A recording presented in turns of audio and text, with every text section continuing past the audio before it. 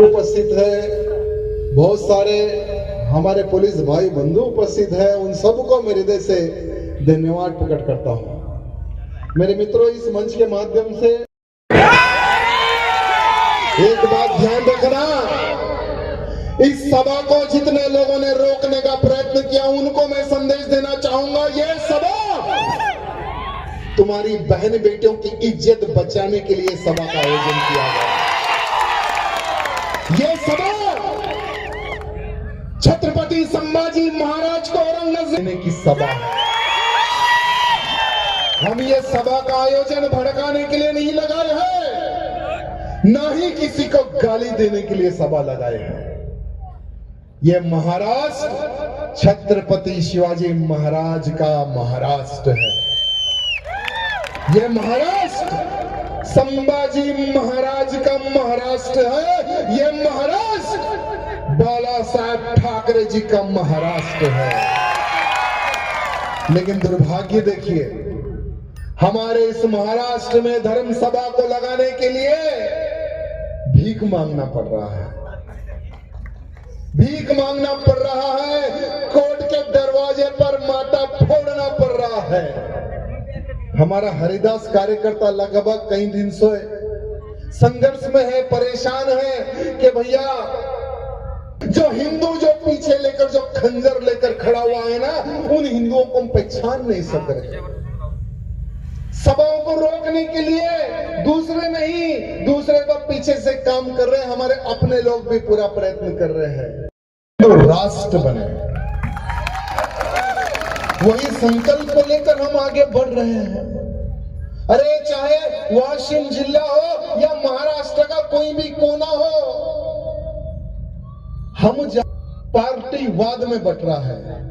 याद रखो हिंदुओं, जो जातिवाद और पार्टीवाद में बढ़ गया समझो वो कट गया।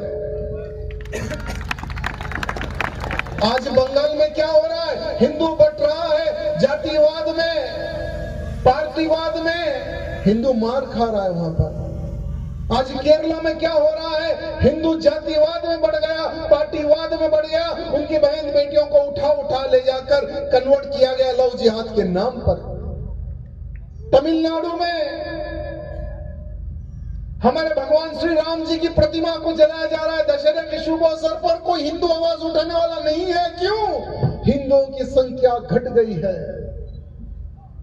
तो हमारा जो संकल्प है ना, हमारे इस महाराष्ट्र की पवित्र धरती का हिंदू ना बटे जातिवाद में, हमारे इस महाराष्ट्र राज्य का हिंदू ना बटे पार्टीवाद में, यहां संकल्प, यहां प्रण दिलाने के लिए हम आपके बीच में पधारे हैं मेरे मित्र। क्या हमारे महाराष्ट्र में भगवाधारी सरकार है?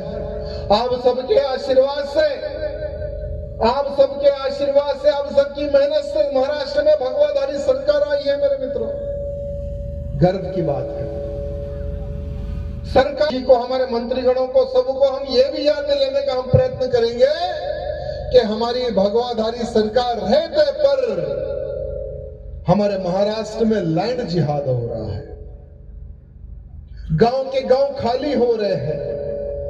गांव छोड़ के हमारा हिंदू भाग रहा है। हमारे ही महाराष्ट्र में कई ऐसे जिलों में पैसों के बल पर धर्मांतरण हो रहा है।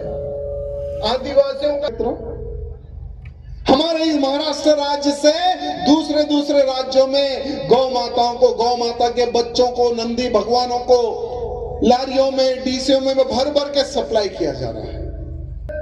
किस जिले में, किस गांव में, किस बस्ती में, किस विधानसभा में, किस डिवीजन में, किस कॉलोनी में क्या हो रहा है आप नहीं देख सकते क्या भाई साहब? कपिल जी देख सकते क्या? नहीं देख सकते। तो इसलिए हमारे देवा भाव जी से मैं निवेदन करना चाहता हूं कि एक स्पेशली टास्क फोर्स का निर्माण हो, एक अलग से एक टास्क फोर्स बने। जैसे चोरों को पकड़ने के लिए एक टीम होती है, डाकुओं को पकड़ने के लिए एक टीम होती है, हर जिला में एक एसपी अधिकारी होता है, कलेक्टर होता है, सभी लोग अलग अलग प्रकार। कुछ लोगों को लोकल प्रेशर होता है, कुछ लोगों को हमारी बहन बेटी की रक्षा करे, लव जिहाद के प्रति, गौ हत्या को रोके, धर्मांतरण को रोके। ये हमारे हिंदुओं की डिमांड है। और कोई डिमांड है क्या आपकी? नहीं है ना। तो और क्या है? हमारी डिमांड है, अगर हम हमारे बड़े लोगों से नहीं पूछेंगे तो किससे पूछेंगे? आप बताइए, किसी और से पूछेंगे क्या? नहीं पूछेंगे ना। अभी मैंने एक न्यूज देखा था, जैसे हमारे मुख्यमंत्री जी ने एक अच्छा काम किया। वैसे भी आपको ये जो हिंदू जो धर्म सभा है ना, ये सभा के माध्यम से आपको धन्यवाद प्रकट करते हैं। ऐसा ही काम होना चाहिए। अलग अलग प्रकार के हैं, उल्टे सीधे जो नाम है ना, सभी नामों बदलना चाहिए। हमारे इस महाराष्ट्र में लगभग 80 ऐसे जिले और ऐसे 80 ऐसे गांव और ऐसे कस्बे हैं जहां के नाम उल्टे सीधे हैं, और लगभग 32 ऐसे नामों का। ये आज के हिंदुओं की डिमांड है। नहीं, चुनाव के समय पर ही औरंगजेब याद आएगा क्या? जैसे चुनाव से पहले औरंगाबाद का नाम बदला गया, संभाजी नगर रखा गया। ये मुझे थोड़ा तकलीफ हुई, क्योंकि कई वर्षों से हम जैसे लोगों की आवाज थी, कईयों हिंदू कार्यकर्ताओं की डिमांड थी कि संभाजी नगर का नाम रखा जाए, औरंगजेब का नाम हटाया जाए। लेकिन जैसा चुनाव आते ही औरंगजेब का भूत उड़ जाता है, चुनाव समाप्त होते ही औरंगजेब का भूत मर जाता है।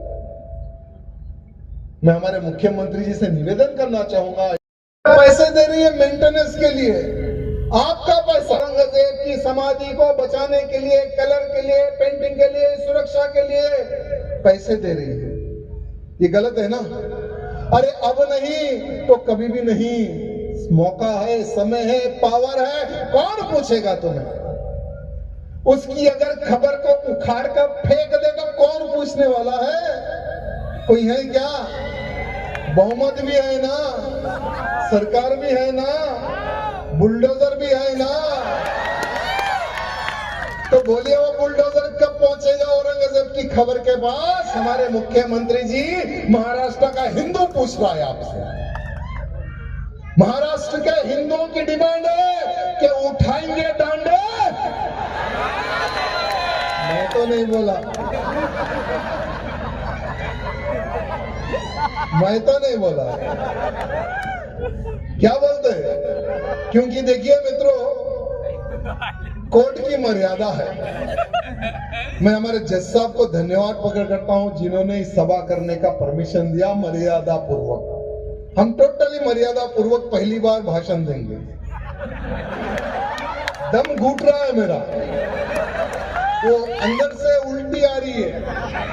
लेकिन मुझे महासभा है, अभी मेरे पुणे में एक सभा है, लगभग और मेरी 3 सभा है। वो सभाओं को डिस्टर्ब नहीं होना, तो थोड़ा मुझे मर्यादा में जाना पड़ेगा ना। तो ठीक है, कोशिश करता हूँ, जितना जहर है वो 3 सभाओं के लिए रोक के रखता हूँ। मेरे मित्रों, आप सब लोग बहुत ही गर्वशाली और पुण्यशाली है। आप सब लोग, हमारे ये महाराष्ट्र में अनेकों वीरों ने जन्म लिया। वीरों में वीर, एक ऐसे वीर थे हम आपके इस महाराष्ट्र में, जो डंके की चोट पर खड़े होकर कहते थे, ना ही वो सांसद थे, आपकी भाषा में बोलता हूं, चलो, ना ही वो खासदार थे, ना ही वो आमदार थे, ना ही वो प्रधानमंत्री थे, ना ही वो चीफ मिनिस्टर थे, लेकिन फिर भी लांडे डरते थे। हमारे बाला साहब ठाकरे जी, भले ही कुछ लोग शायद उनके कार्यों को भूल जाते हैं ना। जैसे कल हम भी मरेंगे तो था एक राजा आए थे हमारे मंगलूर नाथ में, वो पीर का नाम हटाकर मंगलूर नाथ रखने के लिए डिमांड भी करके गए। वो आए थे, ऐसा होगा ना। फिर एक आप जैसे बूढ़े हो जाएंगे ना, भूल जाएंगे, आपके बच्चे बोलेंगे कौन थे, याद भी नहीं रहेगा। चलो, जब तक यूट्यूब नेट रहेगा तो चलो हमारा भाषण पड़े रहेगा वहां पर। लेकिन बाला साहब ठाकरे जी पहले भी थे, आज भी हम सबके दिलों में है मेरे मित्रों। भले ही कुछ लोग भूल गए होंगे उनको, लेकिन हम जब तक जिंदा है, हमारे हिंदुओं को उनका कार्य हम याद दिलाते रहेंगे। मेरे मित्रों, बाला साहब ठाकरे जी एक ऐसे योद्धा थे जो जीते थे धर्म के लिए, मरते थे धर्म के लिए। बाला साहब ठाकरे जी मंच पर खड़े होकर कहते थे कि अगर अमरनाथ की यात्रा रुकेगी तो हज यात्रा के लिए एक भी फ्लाइट नहीं जाएगी। एक पत्रकार ने बाला साहब जी को पूछा, हमारे बड़े लोगों को पता है, पत्रकार ने बाला साहब जी को पूछा कि बाला भाई, अगर आपको प्रधानमंत्री बना दे तो आप क्या करोगे? तो हमारे ठाकरे जी बोले, पहले तो कश्मीर से जो पाकिस्तानी, जो बांग्लादेशी, जो लांडे आतंकी जो छुपे हुए उनको साफ करूंगा, तभी मेरा भारत देश आतंकी मुक्त देश रहेगा। ये हमारे बाला साहब जी की सोच मेरे मित्र। और हमारे बाला साहब जी कहते थे कि मेरा जो हिंदू है ना, वो सिर्फ मंदिर में जाकर घंटा मारने वाला नहीं होना चाहिए, वो आतंकियों को ठोकने वाला हिंदू चाहिए। ये सोच वाले हमारे बाला साहब जी थे मेरे मित्रों। मेरे मित्रों, आज वह हमारे बीच नहीं है, लेकिन उनके कार्यों को आपके बच्चों को भी याद दिलाते रहना। क्यों? क्योंकि आने वाले समय में हमें हजारों बाला साहब ठाकरों की आवश्यकता पड़ने वाली है मेरे मित्रों। हजारों बाला साहब ठाकरों की आवश्यकता पड़ने वाले। क्यों? क्योंकि नपुंसक हिंदुओं की संख्या बढ़ रही है हमारे भारत में, हमारे महाराष्ट्र में नपुंसक हिंदुओं की संख्या बढ़ रही है। इनके दिमाग में सेकुलर कीड़ा भर गया है। हमारे नेताओं में सेकुलर कीड़ा क्या हो गया हमारे नेताओं को? अरे जो व्यक्ति तुम्हारी बहन बेटी को लव जिहाद के नाम पर शिकार करने बैठा है, उसको काम दे रहे, उसको कॉन्ट्रैक्ट दे रहे, उसको पैसा कमाने का रास्ता बता रहे। अरे क्या हिंदू मर गया क्या? अरे हिंदुओं को लेकर आगे बढ़ो, हिंदुओं को काम दो, हिंदुओं को कॉन्ट्रैक्ट दो। देखो, अगर वो हिंदू 4 पैसे कमाएगा ना, उसमें से 1 पैसा धर्म के लिए खर्च करेगा। ये है हमारा हिंदू। लेकिन अगर जिसकी सोच में ही लव जिहाद भरा हुआ है, अगर वो व्यक्ति 4 पैसे कमाएगा तो 2 पैसे जिहाद के लिए लगाएगा वो। मेरे मित्रों, आज भी हमारा जो हिंदू है ना, बहुत ही गहरी नींद में सो रहा है। कुंभकर्ण पता है ना कौन था? कुंभकर्ण 6 महीने खाता था और 6 महीने। तो हमारा जो हिंदू है ना, वो कुंभकर्ण से भी भयंकर हो गया। सालों सालों सोते रहता है, सालों सालों। ऐसे महान साधु संत आकर जगाने का प्रयत्न कर रहे हैं। मुझे क्या पड़ी जो 400 किलोमीटर दूर भाई रोड में अगर आ गया आपके बीच में, जगाने का प्रयत्न। मेरे मित्रों, इस कान से सुनकर इस कान से निकालना देना। जो भी कल आपको मरा हुआ हिंदू मिलेगा ना, जो मंगलुरु पीर का समर्थन करने वाला, उसको बताना कि यहां धर्म सभा में संकल्प लिया गया, संकल्प हिंदू राष्ट्र की स्थापना का संकल्प लिया गया। तू अगर हिंदू, जो हिंदू तू पैदा हुआ है ना, हिंदुत्व में अगर तुझे मरना है तो आजा हमारे साथ। ये वो मरे हुए हिंदू को कल बताना मेरे मित्रों, बहुत जरूरी है। आज गजवा हिंद की तैयारी हो रही है हमारे भारत में। गजवा हिंद क्या होता है? ये भारत में बसे हुए आतंकी हमारे भारत से ही युद्ध करने की प्लानिंग कर रहे हैं। भारत में बसा हुआ वो आतंकी भारत के अंदर ही युद्ध करने की फौज बना रहा है। हमारी सोच क्या है? हम 2 और आतंकियों की सोच क्या है? हम 5 हमारे 50। तेजी से संख्या बढ़ रही है, तेजी से, बहुत ही भयंकर रूप से। हमारे अमित भाई ने, अमित शाह जी पता है ना, अमित शाह जी ने कुछ ही दिन पहले जनसंख्या के ऊपर उन्होंने बहुत ही अच्छी एक बात कही कि किस प्रकार से भारत में जनसंख्या का एक्सपोर्ट हो गया, विस्फोट हो गया हमारी जनसंख्या का भारत में। जब 1955 में सर्वे हुआ था, तब हिंदुओं की संख्या थी 84%। ध्यान से सुनना मेरे मित्रों, ये बहुत खास बात है। जब 1951 में जब जनसंख्या का सर्वे हुआ था, वो समय था हिंदुओं की जनसंख्या का डाटा 84% हिंदू था और मुसलमान 9.8%, बहुत कम। और फिर 20 साल के बाद में सर्वे हुआ, 1971 में सर्वे हुआ। वो सर्वे में हिंदू 2% कम हो गए और मुसलमानों की संख्या 3% बढ़ गई। उसके बाद में फिर 20 साल के बाद में सर्वे हुआ, 1991 में हिंदुओं की संख्या और 1% कम हो गई और मुसलमानों की संख्या 12.21% हो गई। मेरे मित्रों, आज पूरे भारत में, जैसे अमीश भाई बताते हैं, पेपर में बताते हैं कि पूरे मुसलमानों की संख्या 24% 6 पॉइंट है, लेकिन नहीं, मैं डंके की चोट पर कहता हूं, आज 40 करोड़ पार कर चुका है मुसलमान। भारत में 40 करोड़ पार कर चुका है मुसलमान। अगर ऐसे ही आने वाले समय में हम दो हमारे दो का अगर कानून नहीं बनेगा, जैसे हमारे भारत का एक हिस्सा अलग हुआ बना पाकिस्तान, हमारे भारत का एक हिस्सा अलग हुआ बना बांग्लादेश, भारत का एक हिस्सा अलग के लिए फिर से एक बार लड़ाई होगी, फिर से एक बार दंगा फसाद होगा, पता नहीं उस देश का क्या नाम होगा। भारत का तीसरा टुकड़ा करने की योजना में है मेरे मित्रों। मेरे मित्रों, आपको मैं एक हिस्ट्री बताना चाहूंगा। आज से 80 साल पहले, आज से साल के कोलकाता में एक हरामी मोहम्मद था।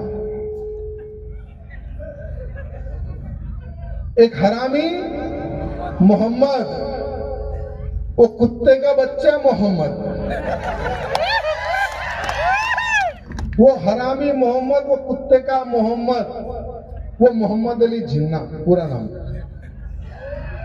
उसका पूरा नाम था मोहम्मद अली जिन्ना, जिसने 16 अगस्त 1946 के दिन डायरेक्ट एक्शन डे की डिक्लेयर की थी उन्हें। डायरेक्ट एक्शन डे, अभी मूवी है, कितने लोगों ने देखा डायरेक्ट एक्शन डे? बहुत कम, बहुत कम। सब लोग देखो, यूट्यूब पर अपलोड है, सब लोग देखो। डायरेक्ट एक्शन डे हुआ आज से 80 साल पहले। किस प्रकार से प्लानिंग की गई पता है आपको? ये हिंदू का घर है, उसको हरा मार्क डालो। ये अलग घर है, ये हमारे वालों का घर है, इसको अलग मार्क डालो। इस प्रकार से मार्क किया गया। जेलों से कैदियों को बाहर निकाला गया, बाहर के लोगों को लाया गया, बंदूकें दी गई, हथियार दिया गया। डायरेक्ट एक्शन डे काट दिया गया, मार दिया गया। ना छोटे बच्चों को छोड़ा, ना महिलाओं को छोड़ा, ना बुजुर्गों को छोड़ा। हॉस्टलों में जा जाकर हमारी बहन बेटियों के साथ में बलात्कार किया गया। वो था डायरेक्ट एक्शन डे। 1 लाख परिवार बेघर हो गया, 50,000 से ज्यादा हिंदू मारा गया। वो था डायरेक्ट एक्शन डे। वो समय का आपको वहां का चीफ मिनिस्टर कौन था पता है? एक मुसलमान। उसका नाम देखिए मेरे मित्रों, उसका नाम सरावरी, चीफ मिनिस्टर का नाम आया था और उसमें पूरा नाम था हुसैन शरीफ सरावरी। एक मुसलमान आज से 80 साल पहले बंगाल में था। 80 साल पहले बंगाल में एक मुसलमान मुख्यमंत्री था, जिसने 1 लाख हिंदुओं को बेघर कर दिया और 50,000 से ज्यादा लोगों को मार दिया। अब हमारे भारत में एक हमारे गृह मंत्री जी संख्या का डाटा देते हैं कि किस प्रकार से हिंदुओं की संख्या कम हो रही है, किस प्रकार से। मेरे मित्रों, 2047 तक फिर एक एक्शन डे की तैयारी हो गई है। 2047 में फिर एक एक्शन डे होगा। पता नहीं किस क्षेत्र को इन्होंने टारगेट किया है, वहां का हिंदू बेचारा मारा जाएगा। मेरे हिंदुओं, महाराष्ट्र की धरती है, यहां पर तलवारें तो हमारे बच्चे लेकर खेलते हैं। वो धरती में आप पैदा हुए हैं। मेरे मित्रों, हर वो हिंदू को शस्त्र विद्या सीखने की आवश्यकता है। आज हर वो हिंदू के घर में तलवार रखने की आवश्यकता है। क्यों? लड़ने। आप लोग प्रधानमंत्री मोदी जी से एक डिमांड करना स्टार्ट करो। कितने लोग हैं यहाँ पर फेसबुक चलाने वाले हैं? कितने लोग हैं कि मैं ट्विटर अकाउंट भी चलाता हूं?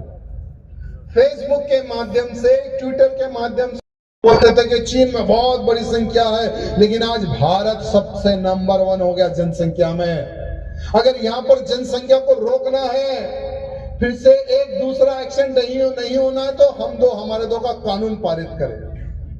संख्या भी है, पार्लियामेंट में भी संख्या है, राज्यसभा में भी संख्या है। आने वाले चुनाव के घोषणा पत्र से पहले आप डाल दो ये बात, हमारे दो का कानून पारित कर दो, CAA NRC को पारित कर दो। जो घुसे हुए बांग्लादेशी है, जो घुसे हुए रोहिंग्या है, उनको हमारे देश। यहाँ पे कितने लोग हैं कि मैं रोज घर का सामान लाता हूं जाकर, या महीने में एक बार किसी मॉल में हो या किसी दुकान में हो जाकर सामान लेकर आता हूं। कितने लोग हैं मेरे मित्रों? क्या आप कोई सामान खरीदने से पहले क्या वो सामान के बैक साइड में कुछ देखते हो क्या? जिस सिंबल यानी जो हलाल, जिस पर अगर वो प्रोडक्ट पे लिखा हो, वो आइटम ना खरीदो मेरे मित्रों, वो आइटम ना खरीदो। क्योंकि यहां जो हलाल का जो सिंबल लगाकर जो बेच रहे हैं ना, ये बहुत ही खतरनाक एक आतंकी संगठन है। मैं आपको 4 जो लोग हलाल सर्टिफिकेट देते हैं उनके नाम आपको बताना चाहूंगा। देखिए, education service India private limited, Jamiat Ulemae Hind Maharashtra, Jamiat Ulemae Hind Halal trust, यहां 4 संस्थाएं हैं, एक ही है, अलग अलग तरीके से ये लोग सर्टिफिकेट देते हैं। हल्दीराम वो भी हलाल सर्टिफिकेट लेकर पीछे स्टैंप लगा के बेच रहा है। हमारे रामदेव बाबा जी को पता नहीं क्या हो गया, वो भी हलाल सर्टिफिकेट लेके वो भी आइटम बेच रहे हैं। तो कोई भी हो जिस पर हलाल सर्टिफिकेट सिंबल हो, अरबों रुपए। उत्तर प्रदेश में कमलेश तिवारी आप जैसा एक हिंदू कार्यकर्ता था, उसको मार दिया गया, गला काट के मार दिया गया आतंकियों द्वारा। उन आतंकियों को फाइनेंशियली फिजिकली सपोर्ट ये संस्थाएं कर रही है। जो आतंकी पकड़े गए थे ना, उनको सुप्रीम कोर्ट का बड़ा एडवोकेट जो एक हियरिंग के 5 लाख रुपए लेता है, ऐसे बड़े एडवोकेट को खड़ा किया गया। चंदन गुप्ता जिसने तिरंगा यात्रा निकालकर छोटा सा लड़का, उसको गोलियों से भूनकर मार दिया गया, उसको भी यही संस्था के लोग फाइनेंशियली फिजिकली सपोर्ट कर रहे हैं। जो भी आतंकी मारा जाता है ना, जब हमारी आर्मी ठोकती है या हमारी पुलिस ठोकती है, उनको फाइनेंशियली बैक सपोर्ट में करने वाला यही संस्थान के लोग हैं मेरे मित्रों। तो इनको पैसा कौन दे रहा है? आप दे रहे पैसा, हम दे रहे पैसा। जो हिंदू जो ना समझ है ना, वो ना समझ के उनको पैसा दे रहा है। जितना प्रोडक्ट बिकेगा उतना कमीशन उनको जाएगा। तो कुछ भी खरीदो, हलाल सर्टिफिकेट जिस पे रहा वो आइटम का बहिष्कार करो। अभी तो पहले हलाल माने मांस हुआ करता था, गर्दन काट कर दुआ किया कुछ पढ़ के ये लोग हलाल मांस बोलते थे। लेकिन अभी श्रृंगार का आइटम बहन जी, जैसे आप चूड़ी लेते हैं, बिंदिया लेते हैं, जो भी लेते हैं वो भी हलाल हो गया। चावल हलाल हो गया, गेहूं हलाल हो गया, सब्जी हलाल हो गई। यानी सभी प्रोडक्टों में हलाल लगाओ और बेचो। ये परिस्थिति हो गई मेरे मित्रों आज। इसलिए आज मेरे जितने भी जो मेरे हिंदू भाई यहाँ पर उपस्थित है, पहले तो जनसंख्या रोकना बहुत जरूरी है। जनसंख्या रुकेगी तभी हमारा देश बचेगा, नहीं तो आने वाले समय में भूल जाओ। बीजेपी को छोड़ा है लोकल राजनीति की वजह से, लेकिन मरते दम तक मैं भगवे का प्रचार करते रहूंगा। मैं प्रधानमंत्री मोदी जी का प्रचार करते रहूंगा मेरे मित्रों। आतंकियों को ठोकने का काम कर रहे हमारे योगी जी का प्रचार करते रहूंगा मेरे मित्रों। मेरे मित्रों, हम सबका सपना था कि अयोध्या में राम मंदिर। तो पहले हमारे देश के प्रधानमंत्री चिच्चा नेहरू जी ने 15 अगस्त 1963 के दिन जब परेड होती है ना दिल्ली में, वहां परेड में भी राष्ट्रीय स्वयंसेवक को आह्वान किया था। तो 2000 हमारे राष्ट्रीय स्वयंसेवक संघ के कार्यकर्ता परेड में भी उपस्थित थे। अगर संघ गलत होती तो हमारे चिच्चा नेहरू संघ को ना बुलाते हैं। मेरे मित्रों, आप सबको कहना चाहूंगा कि अगर धर्म का प्रचार करना है तो राष्ट्रीय स्वयंसेवक संघ से जुड़ो। वेदों का प्रचार करना है तो विश्व हिंदू परिषद से जुड़ो। किसी लव जिहादी या किसी गौ हत्यारे या किसी धर्मांतरण कराने वालों को ठोकना है तो बजरंग दल से जुड़ो। किसी ना किसी संस्था से जुड़ो, क्योंकि समय की डिमांड है मेरे मित्रों, समय की डिमांड है। आने वाला समय युद्ध का समय, याद रख लेना। जो लड़ेगा वो जीवित रहेगा।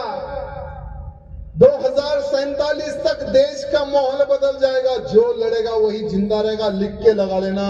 क्योंकि हम लोग स्कीम लेकर चल रहे हैं ना, हम दो हमारे दो, तो उसमें हमारी संख्या ऑलरेडी कम हो गई है। हर 20 साल में 3% 4% कम हो रही है। बहुत संख्या कम हो रही है मेरे मित्रों। एक पत्रकार ने मुझसे पूछा कि भाई साहब, आपका जो सपना हिंदू राष्ट्र का क्या पूर्ण होगा क्या? मोदी जी कब तक रहेंगे? मोदी जी को किससे खतरा है? तो मैंने उस पत्रकार को पूछा, मोदी जी को उस हरामखोर हिंदू से खतरा है जो चंद पैसे पे बिकता है। मोदी जी को उन हरामखोर हिंदुओं से खतरा है जो तुरंत पार्टी बदल लेते हैं। मोदी जी को उन हरामखोर हिंदुओं से खतरा है जो पीठ पर छुरा भोग कर सेकुलरिज्म के कीड़े को बढ़ाते हैं। उन हरामखोर हिंदुओं से मोदी जी को खतरा है। लेकिन एक बात ध्यान रखना मेरे मित्रों, जो हिंदू नपुंसक था ना, वो 1000 साल पहले मुसलमान बन गया। जो नपुंसक हिंदू था ना, वो 200 साल पहले ईसाई बन गया। और अब का जो नपुंसक जो हिंदू है ना, वो हिंदुओं के ही पीठ पर चाकू भोंकने वाला हिंदू बन गया। हमारे हरि जी, आप कोई हैरत मत खाना कि आपको कोई साथ दिया या कोई साथ नहीं दिया। जरूरत नहीं है किसी के साथ की, क्योंकि आपका, हम सब का एक संकल्प है, मेरा धर्म सुरक्षित रहे। यहाँ उपस्थित हर हिंदू की बहन बेटी सुरक्षित रहे। ये आपका, हमारा, इन जैसे सबका एक संकल्प है।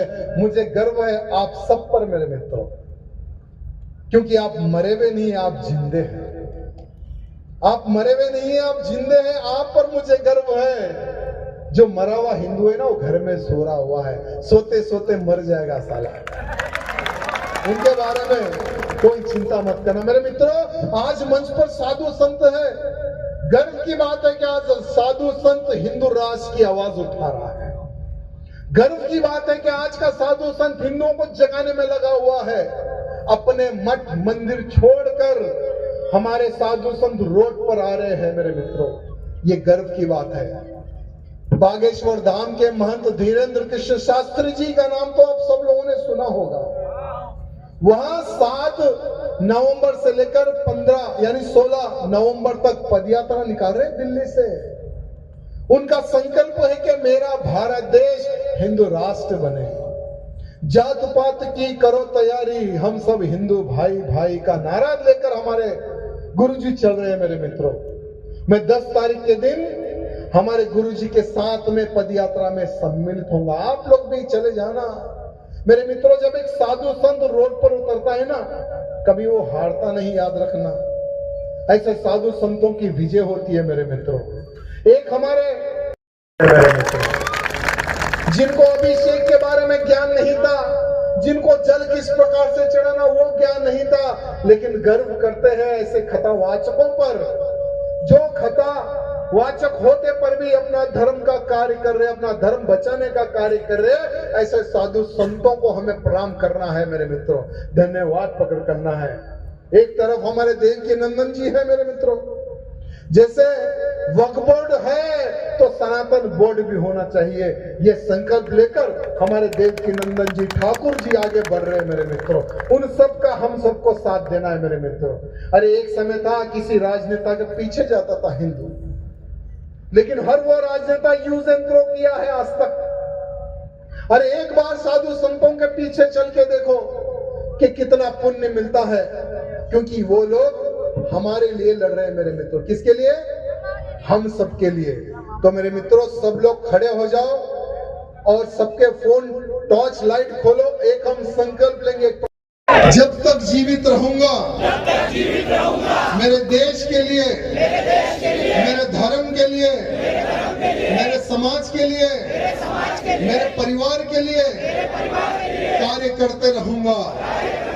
मैं जब तक जीवित रहूंगा मेरे साधु संतों की रक्षा के लिए, मेरे मठ मंदिर की रक्षा के लिए मैं लड़ता रहूंगा। मैं जब तक जीवित रहूंगा, लव जिहाद हो, गौ हत्या हो, लैंड जिहाद हो, इसके विरुद्ध में मैं लड़ता रहूंगा। मैं जब तक जीवित हूँ हिंदू राष्ट्र की स्थापना के लिए मैं आगे बढ़ता रहूंगा। मैं जब तक जीवित हूँ नशा मुक्त अभियान में मैं लड़ता रहूंगा। ना खुद नशा करूंगा, ना दूसरों को करने दूंगा। मैं जब तक जीवित हूँ शस्त्र विद्या सीखकर दुश्मनों से लड़ने के लिए हमेशा तैयार रहूंगा। आज मैं यहाँ भवानी माँ को साक्षी मानकर, साधु संतों को साक्षी मानकर आज मैं यहाँ प्रतिज्ञा लेता हूँ। जय भवानी, जय भवानी, जय भवानी, जय श्री राम, जय श्री राम, जय श्री राम। बहुत बहुत धन्यवाद, आप सब लोग आए, और हमारे पुलिस विभाग को भी धन्यवाद जो आप लोगों ने इस सभा के लिए सहयोग दिया है, और उनका भी धन्यवाद जिन लोगों ने विरोध किया है। जय श्री राम।